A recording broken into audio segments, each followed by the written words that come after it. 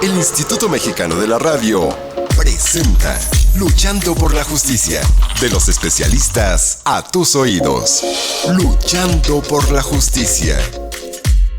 Hola, ¿qué tal, amigas y amigos del Instituto Mexicano de la Radio? Esperando que se encuentren muy bien y que estén teniendo un viernes espectacular.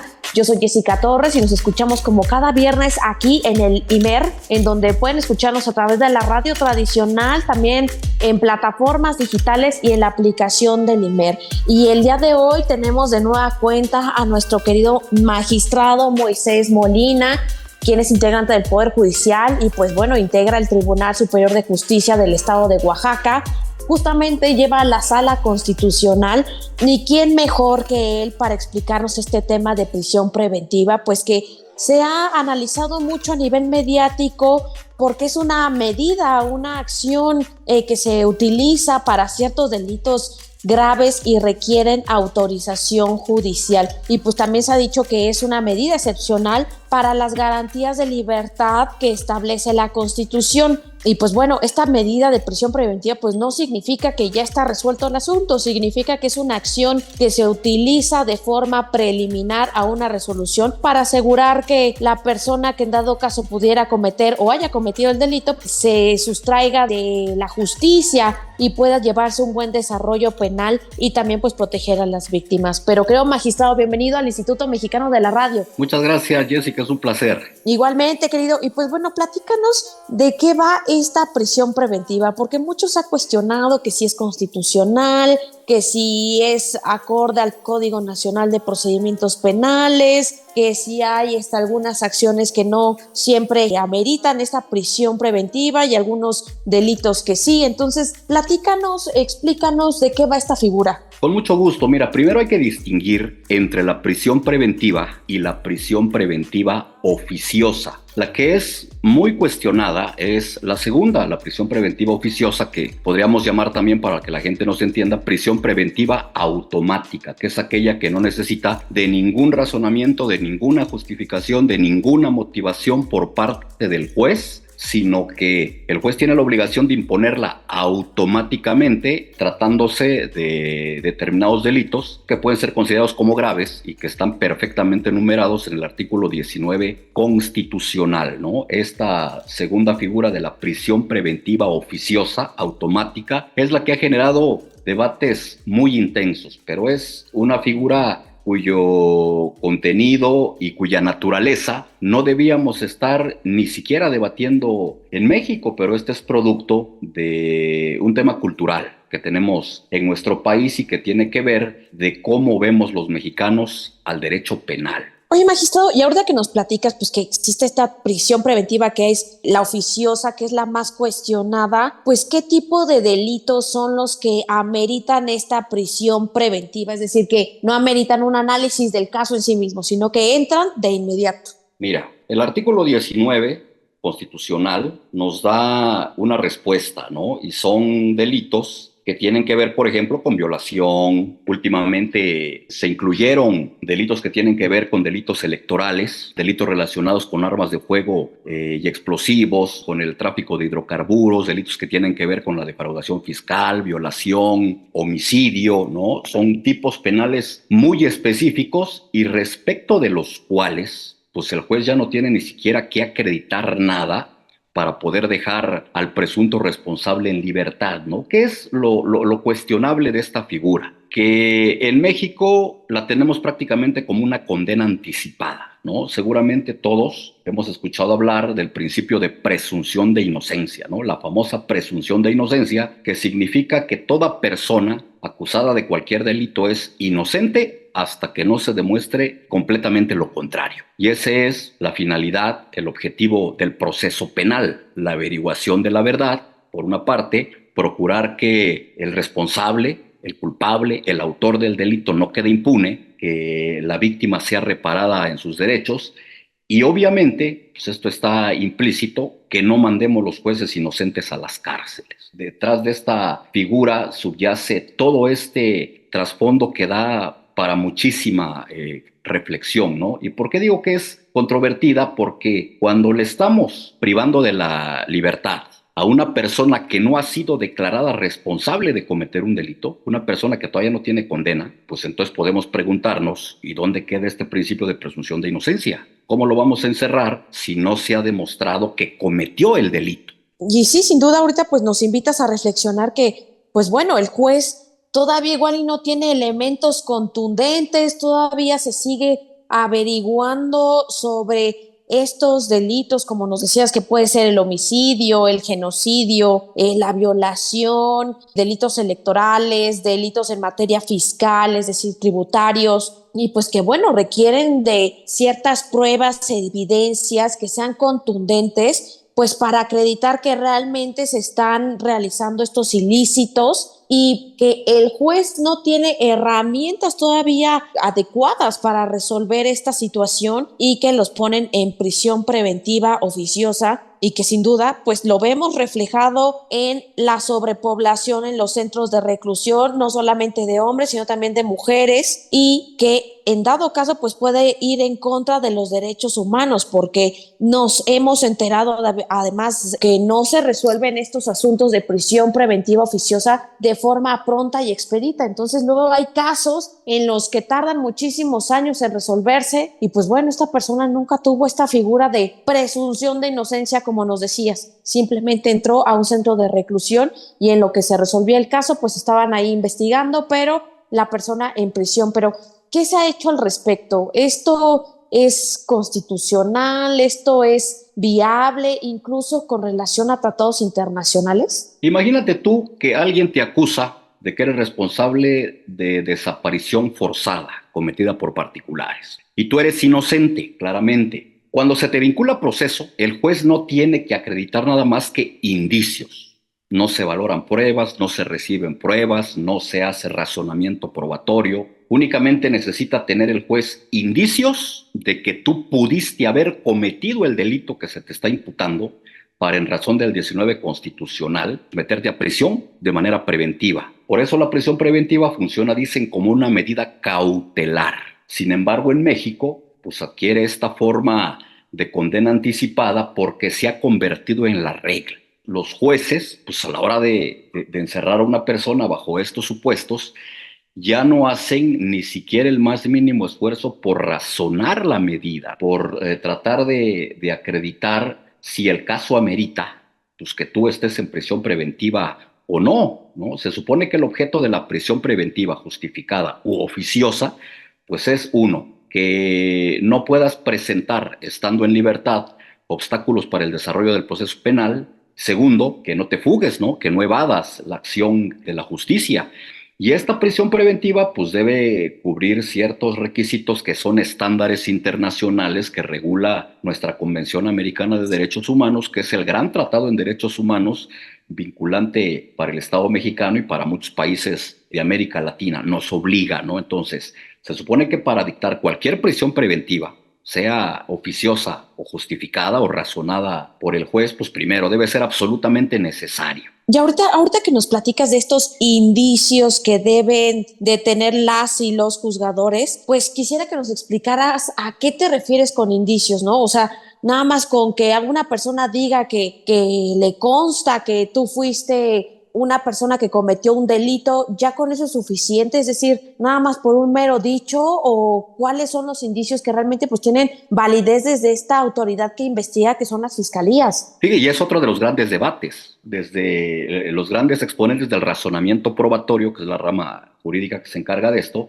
pues han debatido mucho en torno a esto. ¿Qué cosa es un indicio? ¿Qué elemento, qué razonamiento, qué dato podemos considerar como suficiente para vincular a una persona al procedimiento y para hacerlo obviamente acreedor a la prisión preventiva? Y aquí se abre pues obviamente una ventana discrecional para el juzgador. Se abre una ventana casi a una apreciación personal, subjetiva del juez que está calificando esta vinculación a proceso. Y es algo en donde pues, la Constitución así está redactada y no nos explica, ¿no? Muchas veces ni siquiera la propia jurisprudencia nos da suficientes luces de qué cosa es un indicio, cómo valorar el indicio, cómo acreditar ese indicio, pero para efectos prácticos, pues digo, no es un solo caso que se ha conocido en México de la forma en cómo operan las fiscalías, cómo hacen su trabajo las fiscalías en aras pues, de alimentar la estadística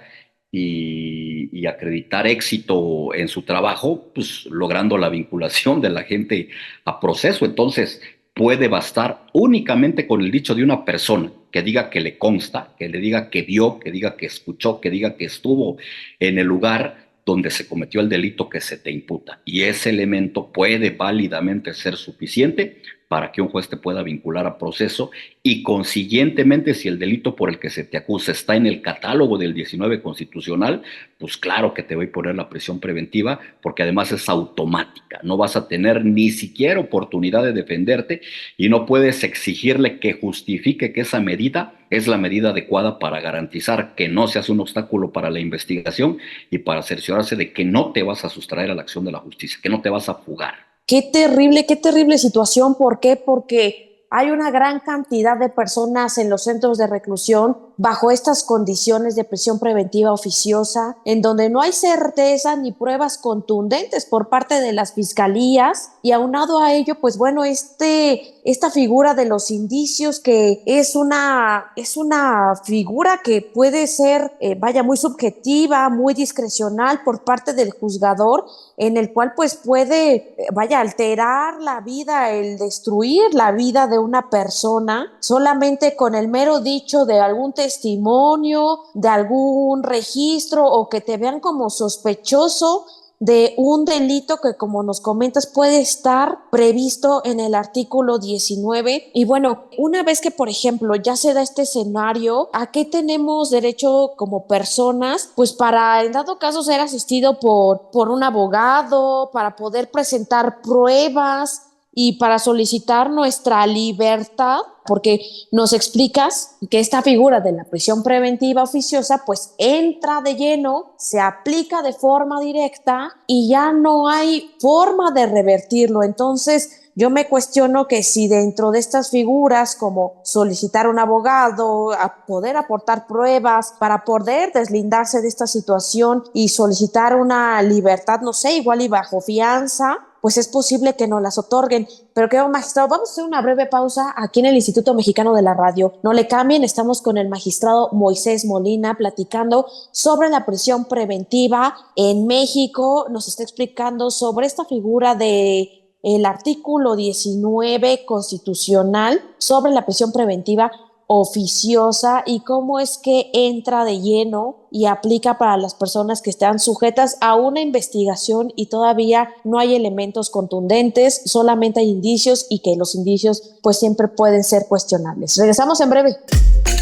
Luchando por la justicia, para fortalecer tu conocimiento y que las diferencias individuales no sean argumento para justificar la desigualdad, el maltrato o la discriminación. En un momento regresamos. Luchando por la justicia, promueve el pensamiento de respeto a los derechos humanos. Continuamos. Amigas y amigos del Instituto Mexicano de la Radio, ya volvimos de una breve pausa. Estamos con el magistrado Moisés Molina del Tribunal Superior de Justicia del Estado de Oaxaca, quien justamente integra la Sala Constitucional y nos está explicando sobre el tema de prisión preventiva oficiosa. Y antes de la pausa, pues nos iba a explicar el magistrado pues si es posible, en dado caso que nosotros nos encontremos en una situación similar, pues si podemos decirle a un abogado que nos oriente, si podemos solicitar la libertad. ¿De qué va este punto? Sí, la Constitución dice en el artículo 20 que la prisión preventiva en ningún caso podrá durar más de 2 años. Entonces, pues, te preguntarás cómo es posible que se supo a raíz de la última sentencia que dictó la Corte Interamericana de Derechos Humanos contra México, el caso García Rodríguez y Reyes Alpizar. Fueron personas que estuvieron, si mal no recuerdo, 14 años en prisión preventiva oficiosa. Al final les dijeron, disculpen ustedes, son inocentes. Pues es, yo creo, el caso más emblemático del reflejo. Aquí la alternativa que existe, y se ha explorado, ¿no? La posibilidad de que ante pues, la contradicción que existe al ser esta medida violatoria claramente de derechos humanos, al menos del derecho humano a la libertad personal y el derecho humano a la presunción de inocencia, se puedan aplicar algunas herramientas de interpretación, pues, para que la gente que esté en prisión preventiva salga, ¿no? Y lo que se promueve es el famoso cambio de medida cautelar, mediante el cual pues, los abogados tratan de demostrar ante el juez pues, que no existe ninguno de los riesgos procesales que se mencionan para que el imputado pues siga el proceso en prisión preventiva. Pero la generalidad de los jueces siguen siendo muy reacios a liberar de buenas a primeras o a cambiar, dicho sea correctamente, la medida cautelar por otro tipo de medidas que pueden ser el arresto domiciliario, como dices tú, el pago de una fianza, cuando la ley lo permita, como la colocación de un brazalete que permita la localización en tiempo real las 24 horas, pago de una fianza, en fin, hay alternativas. Y la prisión preventiva debe ser el último recurso, debe ser la última razón que pudiera encontrar el juez para lograr que el proceso se siga llevando a cabo pues, con normalidad y que pudiera desembocar con éxito con una sentencia ya sea condenatoria o ya sea absolutoria. Y dentro de estas metodologías que yo te decía que permitirían o que permiten, mejor dicho, mencionado incluso por la propia Corte Interamericana de los Derechos Humanos, a los jueces no decretar esta prisión preventiva oficiosa, tiene en el fondo la consideración de que este artículo constitucional o esta porción normativa del artículo 19 constitucional que se refiere a los delitos que ameritan prisión preventiva oficiosa son inconvencionales, es decir, van en contra de la Convención Americana de los Derechos Humanos y por ende deben desaplicarse. Se supone que con la reforma que tuvimos en 2011 al artículo 1 de nuestra Constitución, todos los jueces de todas las materias, de todas las entidades federativas, están facultados para no aplicar, para inaplicar, para dejar de aplicar normas jurídicas violatorias de derechos humanos, como lo es claramente este artículo 19 constitucional y su correlativo del Código Nacional de Procedimientos Penales, ¿no? El problema es que es norma constitucional. Y el control de convencionalidad, que así se llama esta posibilidad de inaplicar normas jurídicas, pues se refiere solamente a normas secundarias derivadas de las normas constitucionales. Pero el juez Eduardo Alberto Osorio, que es uno de los grandes promotores del combate a esta prisión preventiva oficiosa, propone otra alternativa metodológica que está también en el artículo 1 y que es el famoso principio pro persona, que le manda no solamente a los jueces, sino a todas las autoridades del país, en el caso de que exista pugna, contradicción, pelea entre dos disposiciones que se refieran a los derechos humanos, optar por la disposición que más favorezca a la persona.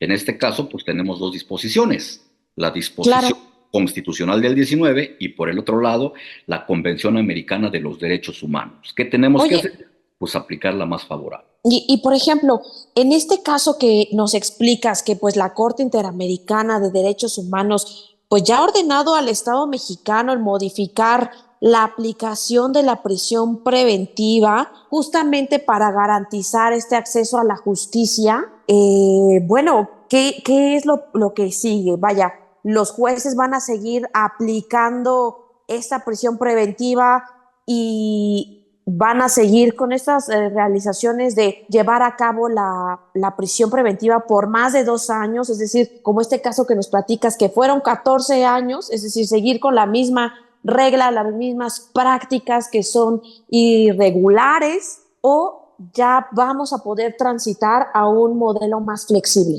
Mira, la Corte, ¿a qué condenó a México? La Corte Interamericana de Derechos Humanos, cuyas decisiones son obligatorias para México, ¿no? Para todas las autoridades. La Corte le ordena a México expulsar de su ordenamiento jurídico a la prisión preventiva oficiosa. Términos prácticos, ¿qué está diciendo? A ver, Poder Legislativo deroga la porción normativa de ese artículo 19 que se refiere a la prisión preventiva oficiosa y que no existe, porque es claramente inconvencional, claramente violatoria de derechos humanos, ¿no? Pero si te has dado cuenta, pues últimamente, pues por temas de política criminal, por tema de ideología de gobierno, por tema de pretendida utilidad pública, pues hemos revivido el viejo debate pues de la soberanía como se entendía antes, ¿no? Y nuestras autoridades políticas pues se inclinan más por la opinión que ninguna autoridad extranjera, ni la Corte Interamericana de Derechos Humanos, ni ninguna otra, pues, puede venir a México a decirnos qué es lo que tenemos que hacer con nuestra constitución o con nuestras leyes. ¿Y eso es válido? Como comentas que autoridades, como este caso la Corte Interamericana, nos digan qué hacer o no. Desde mi punto de vista, no, porque México, como varios otros, firmó este tratado internacional que es la Convención Americana de los Derechos Humanos. Y cuando firma este tratado de derecho internacional, pues lo hace parte de su derecho interno, de modo tal que lo que tenemos pues es una norma constitucional inconvencional y el Estado mexicano cuando ratifica la convención pues acepta la jurisdicción y acepta como obligatorias las sentencias de la Corte Interamericana de Derechos Humanos. ¿Qué es lo que está haciendo México ahora?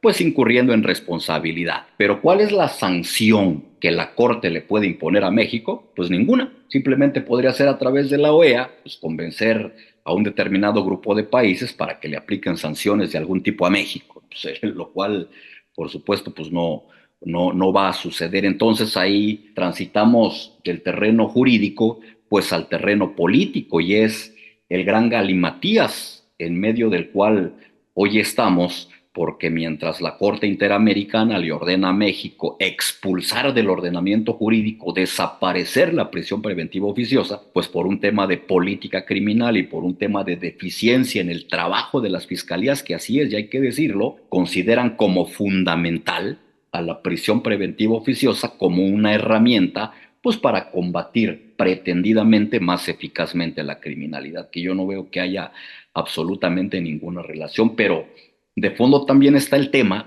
pues, de cuál es la percepción ante la sociedad. Cuando un juez se anima, se atreve a cambiar la medida cautelar de prisión preventiva justificada u oficiosa por otro tipo de medida cautelar que implica la liberación de la persona, pues muchas veces la gente está con la idea de que se le declara inocente y de que lo absuelve y de que el culpable queda impune y de que como el juez lo soltó, pues si se fuga y se evade de la acción de la justicia, pues entonces cuando la responsabilidad es de los jueces y cuando se dice que los jueces son corruptos, ¿no? Entonces es un tema, también te decía, cultural, es un tema de apreciación, es un tema de creencia, de para qué creemos los mexicanos que sirve el proceso penal y cuál es la utilidad que en el discurso político, que en el discurso social, que en la opinión pública tiene la prisión preventiva oficiosa, ¿no? La gente sigue creyendo, ¿no?, en este ambiente de inseguridad, en este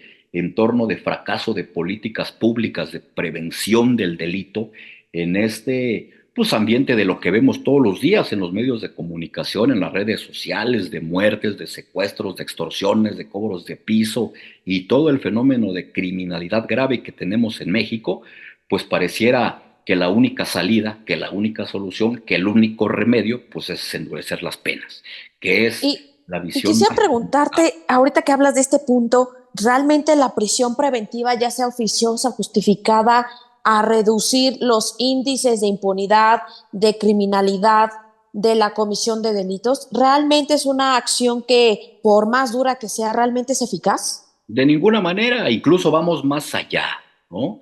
Está demostrado que el encarcelamiento de las personas, el que las cárceles sobrepobladas como están en México cada vez estén más llenas de personas, pues no tiene una relación directa, o sea, no tiene nada que ver con que la criminalidad disminuya. Se supone que el objetivo del derecho penal sustantivo y del derecho procesal penal no es castigar, como la gente cree, es reincorporar al individuo que delinque cuando es declarado culpable, cuando es condenado, pues para que pueda volver a vivir en sociedad. Por eso también esos modelos epistemológicos, le llamamos dentro de la ciencia jurídica, y que tienen que ver con las prisiones, pues han cambiado, ¿no? Entonces antes era readaptación social, ¿no? Después ahora pues ya es reinserción social.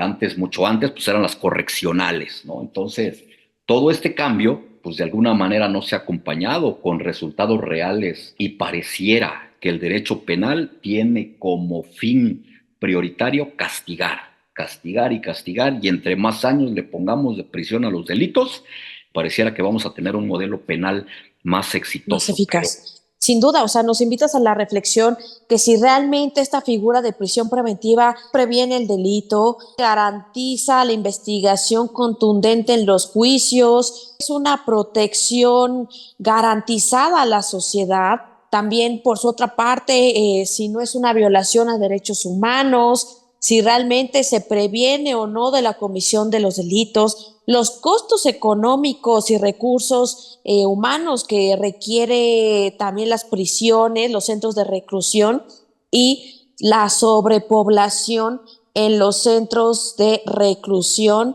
en cualquier escenario. Pero querido magistrado, se nos acabó el tiempo aquí en el Instituto Mexicano de la Radio y quisiera pedirte redes sociales, donde podemos ponernos en contacto contigo y si también tienes artículos o algún contenido que podamos consultarte. Con mucho gusto, yo estoy muy activo en X, mi cuenta es @MoisésMolina, con el mismo nombre en Facebook. Y tengo un blog personal, yo escribo todos los domingos una columna que se llama La X en la Frente. Entonces la pueden consultar en www.laxenlafrente.wordpress.com. Pues ahí tenemos toda la información. Yo quiero agradecerte, querido magistrado Moisés Molina del Tribunal Superior de Justicia en el estado de Oaxaca, pues que hayas abordado un tema tan importante, que nos diste claridad sobre diversos escenarios, no solamente desde la labor de las fiscalías en cuanto a la investigación, sino también el contexto de los jueces al determinar estas medidas, en la cuestión indiciaria, que sin duda es muy cuestionable, y que también esto tiene un enfoque de percepción social, política y de coyuntura que puede parecer viable, pero en ocasiones nos invita a la reflexión si es útil o no está dando resultados efectivos estas medidas. Yo soy Jessica Torres y nos escuchamos a través del Instituto Mexicano de la Radio el próximo viernes. Que tengan un extraordinario fin de semana. Adiós y muchas gracias, magistrado. Abrazo fuerte. Esto fue Luchando por la Justicia. Gracias por escucharnos. Luchando por la Justicia.